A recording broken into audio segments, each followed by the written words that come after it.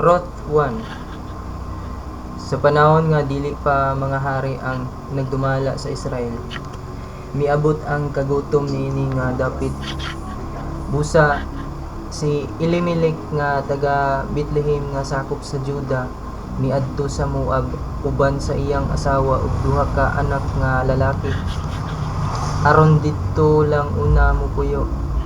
Ang ngalan sa iyang asawa mao si Naomi ug ang ilang duha ka anak mao si Malon ug si Kilion. Mga kaliwat sila ni Efrata nga taga Bethlehem. Sa diyang didto na sila nagpuyo sa Moab, namatay si Elimelech, busa si Naomi na lang uban sa iyang duha ka anak nga lalaki ang nahibilin. Nangaminyo ang iyang mga anak o mga babaeng Moabihanon. Ang ngalan sa usa mao si Orpa ug ang usa mao si Ruth. Paglabay sa napulo ka tuig, namatay usab sila si Malon ug si Kilion. Busa si Naomi na lang ang nahibilin. Sa dihang nabalitaan ni Naomi nga gipanalanginan sa Ginoo ang iyang katawan, pinaagi sa iyang paghatag kanila ug mayong abot. Nangandam siya sa pagbalik sa Juda uban ang iyang mga umagad. Ug sa dihang naglakaw sila balik sa Juda, miingon si Naomi sa iyang duha ka umagad, "Balik na lang kamo sa inyong inahan. Hinaot pa nga pakitaan kamo og kayo sa Ginoo."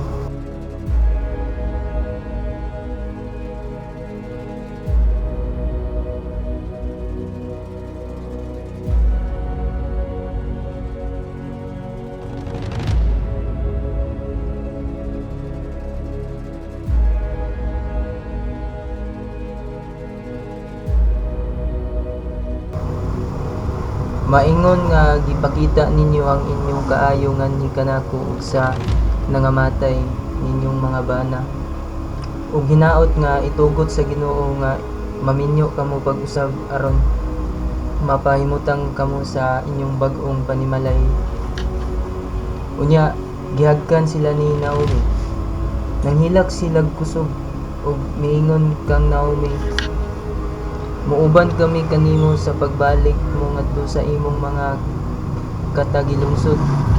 Apan miingon si Naomi, "Pauli kamo sa inyo mga anak, nganong muuban pa man kamo kanako? Nagahuna ba kamo nga maminyo pa ako pag-usab og mga anak ug mga lalaki nga mahimo inyong banahon? Dili na kana mahitabo pa kay tigulang na ako. Apan ibutang takon makapamana ako karong gabiuna o unya manganak pa. Ulaton ba ninyo silang magdagko? Dili lang ba una kamo magminyo tungod kanila? Dili kana mahimo nga manganak? Sa pagkatinuod, mas pait ang akong kinabuhi kay kaninyo, kay gipaantos ako sa Ginoo." Misamot na hinuon sila gilak ug kusog. Unya mihalok si Orpa sa iyang ugangan ug mipauli. Apan si Ruth nagpabilin uban kang Naomi. Mingon si Naomi, "Tan-awa ang imong bilas." Mibalik na siya sa iyang mga katagilungsod ug sa iyang Dios. Busa uli na uban kaniya. Apan mitubag si Ruth, "Ayaw ako pugsa sa pagbiya kanimo kay bisan asa ka moadto, adto usab ako moadto. O bisan asa ka mopuyo, didto usab ako mopuyo.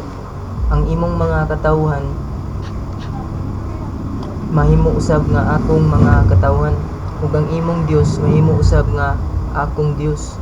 Kung asa ka mamatay, didto usab ako mamatay, ug didto usab ilubong." Hinaot pa nga silutan ako sa Ginoo sa hilabyan gayud kun mubiya ako kanimo. Kamatayon lang ang makapahimulag kanako gikan kanimo. Sa diyang nakita ni Naomi nga desidido gayud si Ruth sa pag-uban kaniya, mihilom na lang siya. Busa nagpadayon silang duha sa panglakaw hangtod nga nakaabot sila sa Bethlehem.